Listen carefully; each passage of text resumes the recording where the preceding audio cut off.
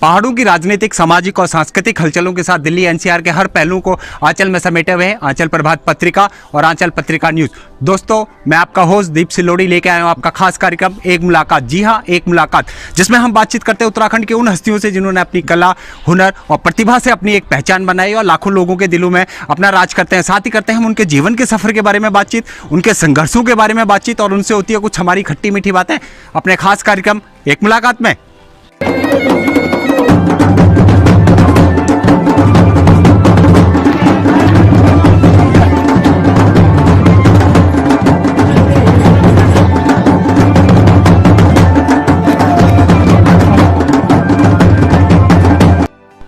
आज हम आपकी मुलाकात करा रहे हैं एक ऐसे हुनर कलाकार से जिन्होंने पिछले काफ़ी सालों से लगातार, बचपन से ही हम कह सकते हैं कि ढोल दम्मे की विधा में जो है लगातार पारंपरिक ढोल दम्मे के द्वारा जो है अपनी एक पहचान बनाई है। जी, हम बात कर रहे हैं नरोत्तम दास जी की, जो कि टेहरी से हैं और लगातार अपनी संस्कृति और धरोहरों को बचाए हुए हैं। पिता पुत्र की जोड़ी है, लगातार जो है जिस तरह से ये उत्तराखंड के जो है तालों को जो है लगातार और धार्मिक कार्यक्रमों में अपनी भागीदारी निभाते हैं, साथ ही उत्तराखंड की इस परंपरा को भी संजो के रखे हुए हैं। आज भी ये है दिल्ली में पहुंचे हुए थे एक कार्यक्रम के दौरान, जहां पर हम उनसे आज एक मुलाकात का कार्यक्रम शुरू करेंगे और जानेंगे उनसे नरोत्तम दास और उनके परिवार से कि किस तरह से इस परंपरा को आगे निभा रहे हैं, उनको कितनी मुश्किलात आ रही है और आज की युवा पीढ़ी क्या लगता है कि इस परंपरा से जुड़ रही है। यानी उसी सभी मुद्दों पे हमारी बातचीत होगी हमारे खास कार्यक्रम एक मुलाकात में।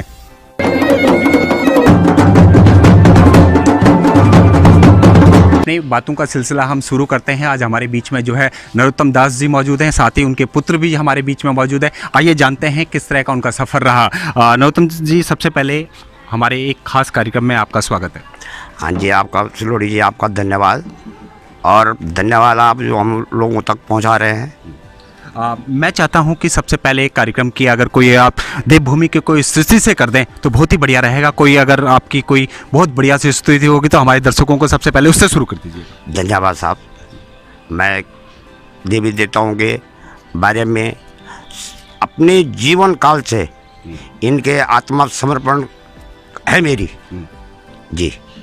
हम चाहेंगे कि आप शुरुआत इसी से कर दीजिएगा। ठीक है।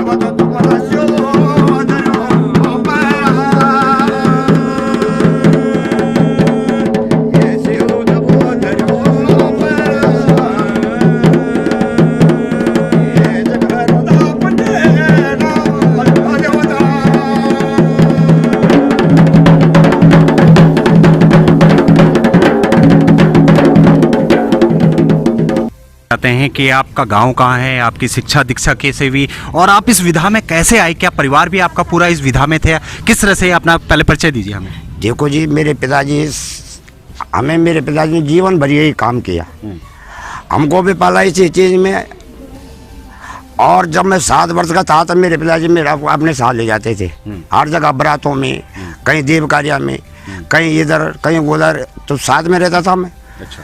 अब उन्हीं से मैंने ये विद्या जो कुछ भी टूटे फूटे लफ्ज होंगे इन्हीं से मैंने सीखा है। क्या लगता है कि ये खानदानी, हम कह सकते हैं कि खानदानी परंपरा है आपकी, हमारी कि परिवार से चला आ रहा था? हमारी खानदानी परंपरा है जी, दादा से लेकर बाप से लेकर मैं तक। अभी शायद मेरे बच्चे भी यही काम कार्य करेंगे। उस टाइम पे जब आपके पिताजी इस काम में थे, उस टाइम पे क्या होता था कि उत्तराखंड के अंदर इस विधा को बहुत ज़्यादा मान्यता मिलती थी, लोग जो है इसको काफ़ी जो है वो करते थे। लेकिन अब ज़माना बदल गया है, धीरे धीरे वेस्टर्न का ज़माना आ गया। वो पहले वाला ज़माना किस तरह से याद आ रहा है आपको? पहले वाला ज़माना देखो जी, पहले वाला ज़माना सब चीज़ इसी पे निर्भर थे। देखो पैसा कम आता था उस समय, लेकिन आज पैसा ज़्यादा आ रहा है। लोग वहाँ काम करने के लिए, इसमें जो है किसी की रोटी है किसी की नहीं है। और हमारी जो रुचि है जीवन भर तक, जब तक मेरा अपना जीवन है, शायद बच्चों को अपने नाते तक मैं ये विद्या सिखाऊंगा। आप जो है टिहरी ज़िले से हैं, तो टिहरी ज़िले के आसपास के गांव में आप लोगों की ढोल दमा की जब भी शुभ विवाह होता है, क्योंकि उत्तराखंड के अंदर जब भी कोई शुभ विवाह होता है तो ये ढोल दमे की परंपरा पुरानी है, तो आप लोग कहाँ कहाँ आसपास में जाते थे और कहाँ पे आप लोग इस तरह के वो करते थे? मैं बहुत दूर दूर तक मेरी डिमांड है। अच्छा। हमारे नैलचामी के अंदर मेरी डिमांड बहुत दूर दूर तक है। बहुत दूर तक तो मेरी जो है गांव वाले मेरे को पहचानते हैं, उसको बुलाओ। अच्छा जी। तो आप जो है ज़्यादातर जब भी किसी भी शुभ कार्य में जाते हैं तो सबसे पहले कौन सी ताल आप लगाते हैं? किस तरह का, जब आप देवताओं को नचाते हैं या इस तरह की, या कौथिक में आप जाते हैं, किस तरह की ताल आपकी सबसे ज़्यादा डिमांड आती है और कौन सी ताल आप ज़्यादा बजाते हैं? मैं सबसे पहले जब घर से मैं निकलता हूँ तो सबसे पहले अपने भूमि देवताओं के नाम ले लेता हूँ मैं, क्योंकि मैं अनजान हूँ। ये देवी देवता मेरी मदद करते हैं, तो मैं ये सोच के चलता हूँ घर से कहीं भी जा रहा हूँ कि मेरा बदनामी नहीं होगी, मैं तो इंसान हूँ, लेकिन देवी देवताओं तुम्हारी बदनामी होगी। तो हम चाहते हैं अपने दर्शकों को कि नरोत्तम दास जी जो है फिर से जो है 1-2 ताल और दिखाएंगे हमारी देवभूमि की, और देखते हैं हम वो किस तरह से इन तालों को जो है बजाते हैं। हम चाहते हैं कि 1-2 ताल और आप लगा दीजिए। ठीक है जी, ठीक है जी।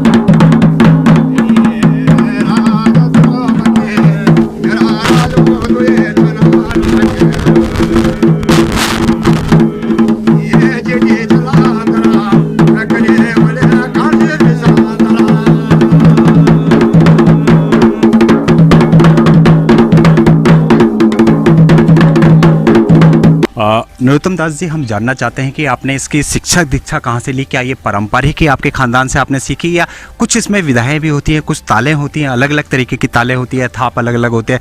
क्या याद आ रहा है और कुछ हमारे दर्शकों को अगर बताना। देखो जी, मैंने कहीं किसी से विद्या नहीं सीखी। मैंने जो कुछ भी सीखा भला बुरा अपने बाप पिताजी से सीखा। मेरे पिताजी, मेरे दादाजी, उनसे सीखा मैंने। पहले हम किसी के जब कहीं जाते हैं तो पंचनाम देवताओं के ध्यान बजाते हैं। बजाएं आप? हाँ बिल्कुल बिल्कुल। ठीक है।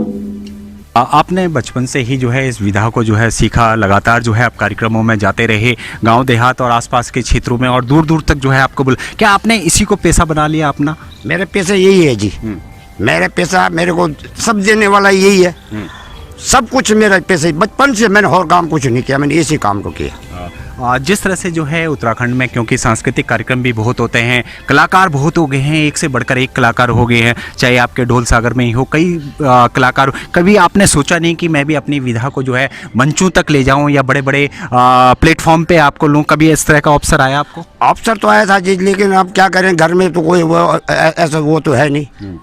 अब हमारे यहाँ गांव में है तो वो अपने अपने हिसाब से रहते हैं, तो कोई वो नहीं करता है। और हमें तो पता भी नहीं आगे कहाँ तक जाना है, ये पता है, ये बात है जी। जिस तरह से आप लगातार, कब कितना क्या लगता है कि इससे आपकी परिवार की रोजी रोटी चल पाती है, नहीं चल पाती? क्योंकि घर को चलाना बड़ा मुश्किल हो जाता है, क्योंकि आज का जो ज़माना आ गया वो सारा वेस्टर्न ज़माना आ गया है। लोग जो है डीजे को ज़्यादा प्रेफर कर रहे हैं और अपने पारंपरिक वाद्य यंत्रों को कम। लेकिन फिर भी कुछ लोग ऐसे हैं जो अपनी संस्कृति से जुड़े हुए हैं, इसको किस तरह से देखते हैं आप?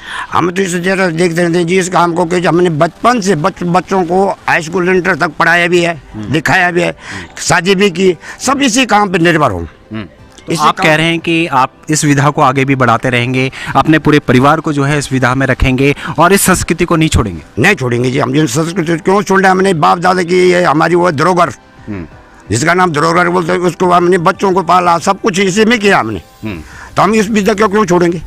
लेकिन जिस तरह से आज का युवा पीढ़ी जो आ रहा है वो खास तौर से जो है वेस्टर्न की ओर ज़्यादा जा रहा है, अपने पुराने वाद्य यंत्रों को कम यूज कर रहा है, तो उसको किस तरह से देखते हैं? हमारा सब कुछ इसी में जो पैदा हो रहा है जी, हम तो इसी चीज़ को अपनाएंगे। जब हम घर में, जब प्रदेश में नहीं है, हम सब घर में भी हैं, तो हम इसी चीज़ से सब कुछ है हमारे पास। लेकिन हमने देखा है कि अब जो है औजी बहुत कम होते चले जा रहे हैं गाँव में, उनको ढूंढना पड़ता है, बड़े दूर दूर गाँव से बुलाना पड़ता है, क्योंकि पहले तो हर गाँव में मिल जाते थे, लेकिन अब बहुत मुश्किल होता जा रहा है। उसको किस तरह से देखते हैं आप? उसको तो अपनी अपनी मर्जी की बात है जी, वो तो अब देखो हमें इसी से फायदा मिल रहा है, हम यहीं से पता नहीं कितने जगह चले गए, हमें यहीं जिले में पता नहीं कितने बार आ गए। हमें एम नहीं है मेरा, घमंड भी नहीं है मेरा, मेरे उस देवता नागेंद्र देवता की भक्ति से मेरे को हर जगह बुला रहे हैं लोग। यानी नरोत्तम दास जी, आप कह रहे हैं कि आपको जो है लगातार काम मिल रहा है, क्योंकि आपने पूरी विधा सीखी हुई है, आपको पूरा हुनर मालूम है, तो आप जो है इसी परंपरा को आगे लेके चलते रहेंगे?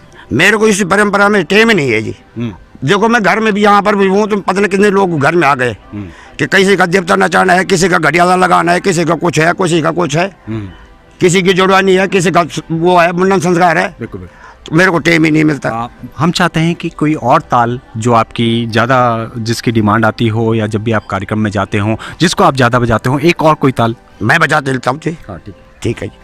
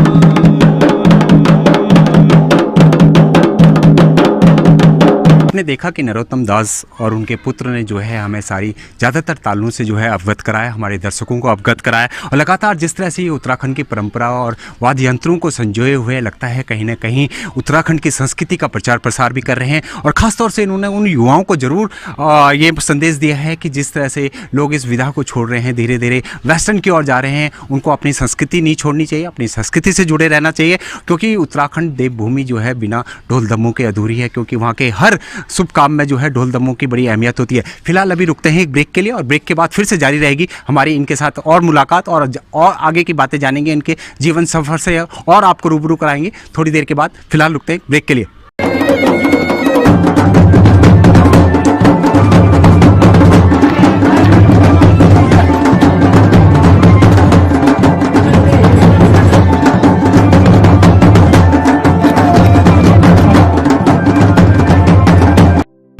ब्रेक के बाद एक बार फिर से आपका स्वागत है हमारे खास कार्यक्रम एक मुलाकात में। और आज हम आपकी मुलाकात करा रहे हैं उत्तराखंड के ऐसे हुनर और ऐसे बेहतरीन ढोल वादक से जिन्होंने पूरी ज़िंदगी लगा दी अपने पूरे परिवार के साथ, वो अपने पुत्र के साथ भी जो है इस परंपरा को आगे निभाते चले जा रहे हैं। जी, हम बात कर रहे हैं नरोत्तम दास जी की। नरोत्तम दास एक ऐसा कलाकार जिनको जो है जागरों से लेके और सभी विधाओं में वो माहिर है और अपने ढोल दमे से इस तरह के वाद्य यंत्रों को बजाते हैं कि देवता भी जो है उनके सामने नाच जाते हैं। और लगातार उनकी विधा जिस तरह से है वो चाहते हैं कि इस विधा को और भी लोग जो है अपनाएं और युवा पीढ़ी भी बढ़ चढ़कर इसमें भाग लें और अपनी परंपरा को आगे बढ़ाएं। ब्रेक के बाद फिर से हम आपकी मुलाकात करा रहे हैं उनसे। नरोत्तम जी, फिर से एक बारी आपका स्वागत है हमारे कार्यक्रम। धन्यवाद जी। हम चाहते हैं कि कार्यक्रम फिर से एक बारी कोई और आप कोई जागरी अगर हमें सुना दें तो बहुत ही बढ़िया। धन्यवाद साहब, सुना देता हूँ साहब।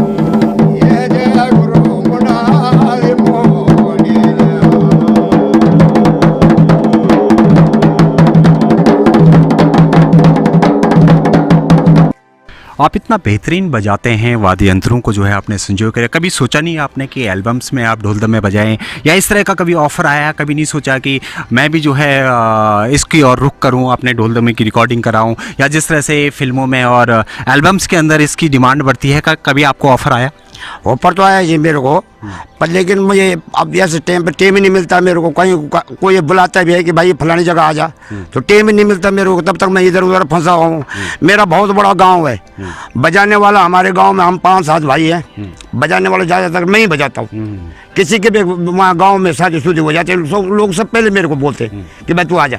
तो क्या आपने जो है अपने गांव के आसपास के जो बच्चे हैं, क्या उनको भी आप ये हुनर सिखा रहे हैं? क्या आप चाहते हैं कि ये परंपरा और आगे बढ़ती रहे, वो भी सीखें? जो सीखने चाहता है जी मैं उसको सिखा रहा हूँ। कोई बच्चे बोलते हैं कि भाई मेरे को सिखा दे, मैं बोलता आजा भाई, 1-1 घंटा, दो ज़्यादा टाइम नहीं है मेरे बाप, 1-1 घंटा में सिखा देता हूँ। अब जैसे मेरा नाती है, छोटा वाला नाती, अभी मैं फोटो बताता हूँ आपको। वो बचपन से अभी 3-4 साल का है। अच्छा। उसको बजा रहा है वो। अभी फोटो दिखाता हूँ मैं थोड़ी देर बाद में आपको। अच्छा। साथ ही जो है इनके पुत्र भी बीच में हैं, क्योंकि पिता पुत्र की जोड़ी जो है दोनों मिलके जो है ये काम करती हैं और अपने बेटे को भी जो है उन्होंने इस और जो है इस विधा की ओर आगे बढ़ाया है। क्या नाम है बेटा आपका? संजय पाल जी। संजय पाल। कैसा लगता है आपको पिता के साथ आप बजाते हैं? ठीक लगता है।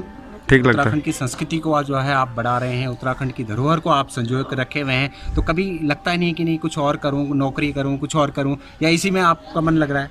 लगता है जी, नौकरी करने का वो करता हूँ। हाँ जी। लेकिन अपने पिता का साथ आप पूरा देते हैं? देता हूँ जी। क्या कहेंगे, कैसा लगता है जब बजाते हैं आप? ठीक लगता है। लोगों का कितना प्यार सम्मान आपको मिलता है? मिलता है। मिलता है। अपने दर्शकों को जो है नरोत्तम दास के द्वारा जो है एक बेहतरीन नरसिंह जागर सुनाते हैं, और नरसिंह जागर भी ये बहुत ही बेहतरीन अपने वाद्य यंत्रों के द्वारा सुनाते हैं। आइए देखते हैं उनका नरसिंह जागर भाई। धन्यवाद जी।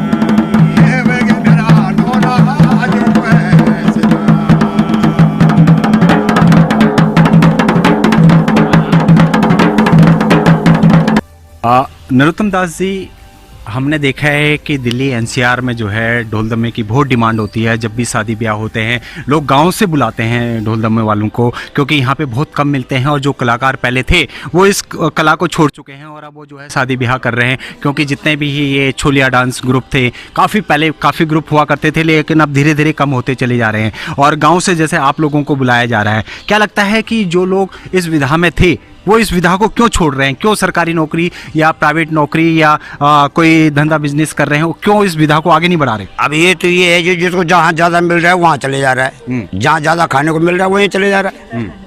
लेकिन कहीं ना कहीं आपको नहीं लगता कि जिस तरह से पहले लोग जो है ढोल दमे के बिना जो है ना ही बारात ना ही हल्दी हाथ उसके बिना कुछ नहीं करते थे, आज वो उसकी जगह जो है लोगों ने डीजे ले लिया, भांगड़ा ले लिया और अलग अलग तरह के जो वेस्टर्न आ गए, जिससे हमारे कलाकारों को जो है काम कम मिल रहा है। यही तो उठने की बात है जो उठने मतलब नाम बोलते हैं कि गिरने की वाली बात है, यही तो गिरने वाली बात है।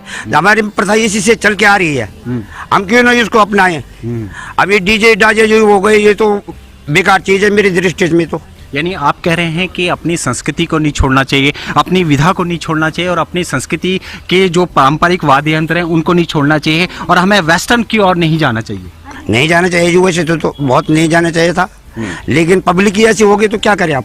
क्या लगता है कि नया जमाना जो आ रहा है वो बदलाव चाह रहा है? क्योंकि देखिए हर समय का ये विधान होता है कि समय समय पे जो है बदलता रहता है। आज का जो युवा है, आज का जो नया युवा लड़का आ रहा है वो चाहता है कि वेस्टर्न हो, फ्यूजन हो, उसमें जो है डीजे हो ना, डांस वाला म्यूजिक हो। उस पर क्या कहेंगे? आजकल के बच्चे वैसे हो गए जी। अब गढ़वाल में कहीं पे धार्मिक बात चलाओ तो वो वहाँ पे ध्यान नहीं देंगे, जहाँ पे गलत बात चल रही है वहाँ पर ध्यान देंगे। लेकिन अभी भी हमने देखा है कि कई लोग ऐसे हैं जो अपनी संस्कृति से प्यार करते हैं, आप लोगों को जो है यहाँ तक बुलाते हैं, अपने पारंपरिक वाद्य यंत्रों को जो है संजो कर रखे हुए हैं, आपके पूरी जो है आपको जो है वही मान सम्मान देते हैं। कैसा लगता है जब प्रवास में भी आप आते हो और आपको वही सम्मान मिलता है, कैसा लगता है आपको? मुझे तो बहुत अच्छा लगता है जी, इतना अच्छा लगता है मुझे जहाँ को नहीं। अब हमारी गुंजाइश थी यहाँ आने की, लेकिन जब लोग बुला रहे हैं तब आ रहे हैं यहाँ से।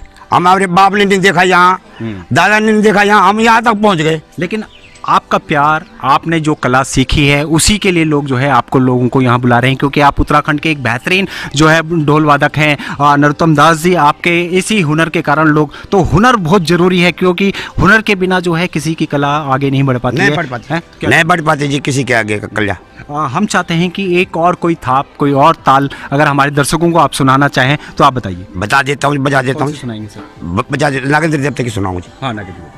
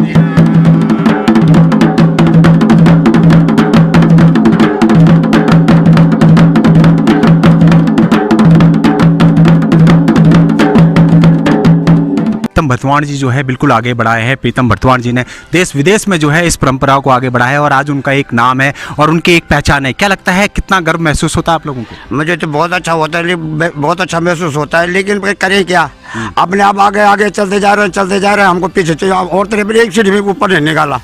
यानी आप कह रहे हैं कि आप में भी वही कला है लेकिन आप लोगों को वो मंच नहीं मिल पा रहा, कोई आपको सपोर्ट नहीं दे पा रहा जिससे कि आप लोग आगे आए। हमें तो ये चाहते थे जैसे वो अपने आप जा रहे तो पीछे पीछे हमको भी बुलाए, हमको भी लेते चले। ये तो अच्छी बात थी। नहीं, हमें उम्मीद है कि इस कार्यक्रम को देखने के बाद जो भी उत्तराखंड के इन वाद्य यंत्रों को जो है प्यार करता है, उनको सम्मान देता है, ज़रूर आपको आगे बुलाएगा और आपकी भी कला को जो है आगे मंचों पे लेके आएगा। ठीक है जी, हम देखते हैं जी। जो हमारे वाद्य यंत्र हैं, आपका हुड़का हो गया, हमारा जो है डोर थाली हो गई, ढोल दम्मा हो गया, नगाड़ा हो गया, छोलिया डांस हो गया, क्या लगता है कहीं ना कहीं अब इन चीज़ों की कमी होती चली जा रही है? होती तो कमी तो होती चली जा रही है जी। अब देखो जिसने जो काम करना था अपना आप चलते निकलते जा रहे हैं। कभी इन्होंने ऐसा नहीं सोचा कि हमारा भाई बंद पीछे से उसको भी आगे निकाले, उसको भी आगे निकालने, उसको भी मौका तभी तो मिलेगा। यानी आपके जान पहचान तभी होगी। आपके दिल का दर्द ये है कि आपको वो मंच नहीं दे पाए लोग जो जिसके आप हकदार थे। अब देखो जब क्या मंच लेना है, अब थोड़ी सी तो उम्र रह गई, हमने जो है अपने बाल बच्चे इसे में सब भगवान ने पूरा कर रहा है। अब लेकिन अब आपका बेटा भी इसी लाइन में है, तो आप चाहेंगे कि आपका बेटा भी जो है आगे बढ़े, उसका भी नाम हो और इसी परंपरा को आगे बढ़ाए? इसके वजह से तो मैं चाहता ही था, लेकिन मेरे जीवन तक वो आगे थोड़े, अब मैं नहीं निकलता तो वो तो निकल जाता, थोड़े आगे निकल जाता, तो बस अब अंगूठे छापे हमारे गांव में कौन ऐसे करेगा। बस हम चाहते हैं कि एक और कोई आप हमारे दर्शकों को सुनाना चाहें। ठीक है जी, मैं सुना देता हूँ। क्या, कौन से सुनाएंगे? श्री कृष्ण भगवान का सुनाऊंगा। ठीक।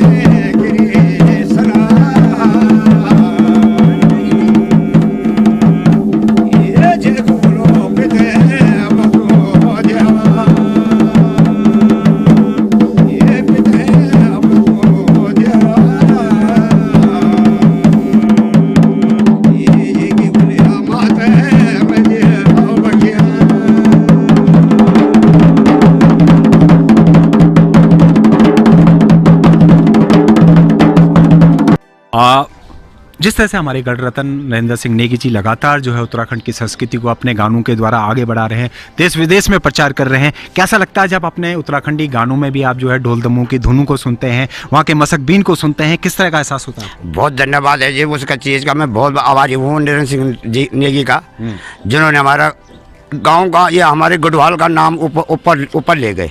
कुछ इस तरह की कोई उनकी हल्दी हाथ, क्योंकि हल्दी हाथ ऐसा होता है कि जब भी उत्तराखंड में शुभ विवाह होता है, हल्दी हाथ में जरूर जो है ढोल दमे और मसक बीन बजता है। तो हम चाहते हैं कि हमारे दर्शकों को अगर आप हल्दी हाथ की कुछ धुनें सुना दे तो बहुत बढ़िया। मैं बजा देता हूँ जी हल्दी हाथ।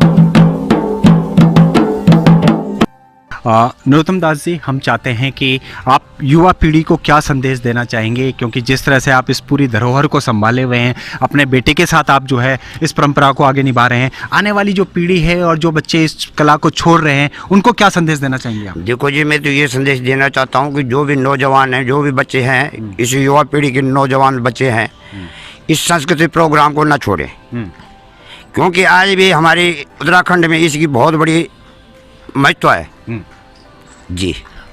तो आपने देखा कि नरोत्तम दास जी ने साफ कहा है कि जो भी युवा पीढ़ी के बच्चे हैं जो इस विधा को नहीं सीख रहे हैं, इसमें शर्म महसूस करते हैं और शहरों में जो है वो प्राइवेट नौकरी के धक्के खाते रहते हैं, हम उम्मीद करते हैं कि इस कार्यक्रम के द्वारा इस परंपरा को वो ज़रूर सीखेंगे, क्योंकि उत्तराखंड की संस्कृति एक ऐसी संस्कृति है जहाँ पर इनका बहुत महत्व है और लगातार इस संस्कृति को सरकार भी बढ़ावा दे रही है, चाहे और गाँव के लोग भी, और इस परंपरा को आगे बढ़ाने के लिए इनका पूरा सहयोग भी दे रही है। हम उम्मीद करते हैं कि नरोत्तम दास जैसे कलाकारों को सरकारें जरूर जो है प्रोत्साहन करेगी और संस्कृति विभाग, खासतौर से संस्कृति विभाग इस ओर ध्यान देगी कि इस तरह के कलाकार जिनमें सारी विधा है, जिनको सारा नॉलेज है, जागरी से लेके हर विधा में ये माहिर है, इनकी ओर भी जरूर ध्यान दिया जाए, जिससे ये भी जो है अपने परिवार को आगे बढ़ा सकें और अपने परिवार के साथ अपना पालन पोषण करते हुए इस संस्कृति को आगे बचाए रखें।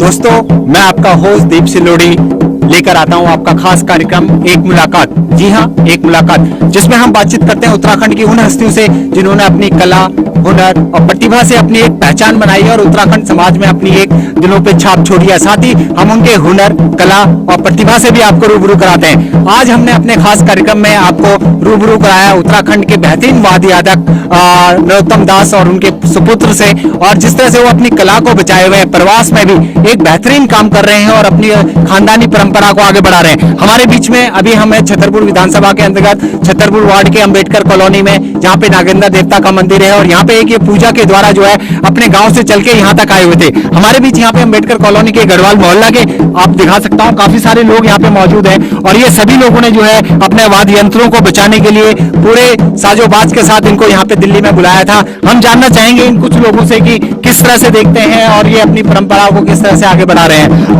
हमारे बीच में अवतार सिंह जी भी हैं। अवतार जी, आप लोगों ने जो है गांव से इनको बुलाया, नरोत्तम दास जी को, और क्या लगता है कि प्रवास में हमारी संस्कृति कहीं ना कहीं लुप्त होती जा रही है, जिस कारण आप लोगों ने वाद्य यंत्रों को यहाँ लुप्त हो रही है, पर हम लुप्त होने नहीं देंगे, हमारी तो यही कोशिश है। और नागेंद्र से ही प्रार्थना है कि आगे भी ये लुप्त न हो और ये चलती रहे परंपरा। जिस तरह से ये अपने हुनर में माहिर है, हमने देखा है कि ये अपने हुनर में माहिर है, जागरी से लेके हर चीज में, लेकिन क्या लगता है कहीं ना कहीं इनको जो है सरकारें और इनको वो मंच नहीं मिल पा रहा जिसके ये हकदार थे। हाँ, वो मंच नहीं मिल पा रहा है, पर कोशिश पूरी है। देखो, अब सब जो है एकजुट रहे और जो है मैं यही चाहता हूँ कि जो है इनको भी आगे इनसे भी प्यार करें और जो ये सदाबहार चले। ठीक है। साथ ही जो है हमारे बीच में समाज सेवी जो है बलवीर बर्तवाल जी भी मौजूद है, जो उनको बालाजी के नाम से जानते हैं, और हम कोशिश करेंगे कि बालाजी जरूर इनके लिए कुछ ना कुछ जरूर करें। बालाजी, जिस तरह से यहाँ पे ये पहुंचे हुए हैं, आप लोग अपनी उत्तराखंड की संस्कृति को बचा रहे हैं, क्या कहेंगे? दीप जी, सबसे पहले मैं तो आपका हिमालय न्यूज को धन्यवाद करना चाहता हूँ कि आप समय समय पर हमारी जो भी समस्या होती हैं आप अवगत कराते रहते हैं। और सबसे बड़ी विडम्बना ये हो रही है कि उत्तराखंड की जो धरोहर है, हम लोग इनके बिना तो हमारा जो ढोल डमो इनके बिना तो काम चलता है नहीं। हमारे जो शादी ब्याह में है, बिल्कुल इनके यहाँ पे लोगों ने ऐसा सीख लिया है कि जैसे कि शहर के डीजे वगैरह इतने महंगे आइटम, हम कहते हैं कि उनको इनका सस्ते में हमारे जो इन लोगों को थोड़ी सी समझ दें और इनके विचार में इनको तक हमारी आवाज़ पहुँचाने के लिए आज तक कोई हमें न कोई मंच मिला है, न किसी नेता मिले हैं, न कोई सरकारें मिले। इनके बारे में जरा मैं गुजारिश करूंगा कि आपके द्वारा कि जो लोग भी सुन रहे हैं कि इनकी आवाज़ में आवाज़ मिला के और इनका भविष्य के बारे में हमारी इस धरोहर को समाप्त होने से बचाएं। और पहाड़ों की हमारी इनके बिना अधूरा है। और शहर के आज हम नागेंद्र देवता की जयकार आज इन्हीं के माध्यम से हम अपने नागेंद्र देवता की जय जयकार करते हैं। और आज हमारा सबसे बड़ा जो आज विश्वास है शहर में, तो हमारे देवता हमारे साथ में हैं और इस मंच तक हम यहाँ पहुँचे हुए। धन्यवाद। और भी कई लोग हमारे बीच मौजूद हैं, आप क्या कहेंगे? हाँ जी, आज मुझे दिल्ली में रह के ऐसा लगा जैसे मैं उत्तराखंड में ही हूँ, और इनके ढोल वादक से ऐसा लगा है जैसे उत्तराखंडी आज दिल्ली में उतर आया हो। और हम बहुत छोटे थे, बहुत छोटे से हम सुनते हुए आ रहे हैं गांव में, लेकिन आज पहली बार भगवान नगेला देवता के सुनने से बहुत ही आनंद आया, और ऐसा लगा जैसे कि आज हम साक्षात उत्तराखंड में ही आ गए हो। तो यहाँ पे आप देख सकते हैं कि ज़्यादातर लोग चाहते हैं कि अपने उत्तराखंड की संस्कृति का प्रचार हो, अपने उत्तराखंडी वाद्य यंत्रों को जो है मंच मिले और इनकी जो है वो स्थान मिले जो इसके हकदार हैं। और भी कई लोग हमारे बीच में मौजूद है, क्या कहेंगे आप? देखो जी, मैं तो यही कहना चाहता हूँ कि देश विदेश में कहीं भी हो, अब आपने देख लिया इनकी ताल कैसी है ढोल दमाओं की, उसके बावजूद भी लोग पीछे पीछे हट रहे हैं कि नहीं जी हमें तो ये चाहिए वो चाहिए। नहीं, मैं तो यही कहना चाहता हूँ जितने भी देश प्रदेश में लोग हैं, हमारी देवभूमि के उत्तराखंड के लोग जहाँ भी रहते हैं, इन वाद्यों को न भूलें। और जहाँ भी कार्यक्रम हो तो मेरी यही गुजारिश है कि इनको बुलाएं। और सरकार से मेरी यही गुजारिश यही है कि जहाँ भी उत्तराखंड हो या दिल्ली हो, कहीं विदेश कहीं भी हो, तो इन कलाकारों को एक अवसर जरूर दें कि आखिर इनकी कलाकारी देखें और आगे बढ़ाएं कि आखिर ये कलाकार कैसे हैं। धन्यवाद। कई महिलाएं भी हमारे बीच मौजूद हैं, आइए उनसे जानते हैं किस तरह से देखते हैं जिस तरह से ये अपने उत्तराखंड के पुराने वाद्य यंत्र हैं, आप लोगों ने जो है गांव से इनको यहाँ दिल्ली में बुलाया है अपनी संस्कृति को बचाने के लिए, क्या कहेंगे? सर, ये जो वाद्य यंत्र बजा बहुत अच्छा लगा। ऐसा लग रहा है गढ़वाल में बैठे हम, और गढ़वाल की सारी यादें जो हम बचपन में हमने शादी के बाद गए थे वो सभी यादें ताज़ा हो गई यहाँ पे आकर, और एक तरह से आनंद आया। क्या लगता है कि यही कलाकार हैं जो अपनी संस्कृति को बचाए हुए हैं? हाँ जी सर। क्या कहना चाहेंगे इनके लिए, क्या संदेश देना चाहेंगे? इनके लिए संदेश है कि सब इनको यहाँ पर बुलाए अपने प्रोग्रामों में, और जो देवी देवता है जो लोग भूल चुके हैं उनको इनके द्वारा याद किया जाए देवी देवताओं को। और भी कुछ हमारे बीच मौजूद हैं, आप कुछ कहना चाहेंगे? तो हम, क्या नाम है आपका? अभिषेक। आज यहाँ पे उत्तराखंडी ढोल दम्मे बज रहे हैं, किस तरह से लग रहा है? प्रवास में आप रहते हो, कैसा लगता है जब ढोल दम्मा बजता है? अच्छा लगता है बहुत। क्या कहना चाहेंगे आप? कि डीजे वीजे को ना बुलाया करे, कि ज्यादा कर ढोल नहीं बुलाया करे। यानी आप चाहते हैं हमारे उत्तराखंड के ढोल दम्मे हर जगह बुलाया जाए? हाँ। है? हाँ। आपका क्या नाम है? नागेंद्र। क्या कहेंगे आप? हम कहेंगे कि इनको डीजे से अच्छा तो ढोल वालों को बुलाया, जैसे शादी में वगैरह में डीजे से अच्छा ढोल ही है, ढोल डमो देवता के मंडान में भी नहीं बुलाए। हम नरोत्तम दास जी, जिस तरह से लोगों का प्यार आपको मिल रहा है, जिस तरह से उत्तराखंडी प्रवासी समाज का प्यार आपको मिल रहा है, सम्मान मिल रहा है, किस तरह से देखते हैं और क्या कहेंगे इन सबको? मैं सबको धन्यवाद आभारी हूँ, इन लोगों का आभारी हूँ मैं। और अंदर से कभी भी कोई भी जरूरत पड़ेगी मेरी तो मैं आने के लिए फिर तैयार। यानी आपको वही मान सम्मान मिला जो आप जिसके हकदार थे, और यहाँ पे आके भी आपको वही लगा जो अपने उत्तराखंड में आपको लगता था? हाँ, यही लगा जी मेरे को, जैसे घर में लगता है वैसे मुझे यहाँ पे लगा, इतने प्यार सम्मान मिल रहा है मुझे। ठीक है। तो ये थे नरोत्तम दास जी, जिन्होंने साफ कहा है कि प्रवास में भी उत्तराखंड समाज जिस तरह से उनको प्यार सम्मान दे रहा है, वो इस कला को नहीं छोड़ेंगे और निरंतर इस कला को आगे बढ़ाते रहेंगे और अपनी उत्तराखंड की संस्कृति का प्रचार इसी तरह से करते रहेंगे। फिलहाल आज का कार्यक्रम हमारा यहीं समाप्त होता है। अगले एपिसोड में फिर किसी उत्तराखंड की ऐसी हस्ती से आपकी मुलाकात कराएंगे जिन्होंने अपनी कला, हुनर और प्रतिभा से अपनी एक पहचान बनाई है। फिलहाल आज का कार्यक्रम हम यहीं समाप्त करते हैं और आज हमने आपको मिलाया उत्तराखंड के बेहतरीन वाद्यवादक नरोत्तम दास और उनके पुत्र। आगे भी हम कोशिश करेंगे उत्तराखंड के इसी तरह से कलाकारों से आपको रूबरू कराते रहेंगे। फिलहाल आज का कार्यक्रम हमारा यहीं समाप्त होता है।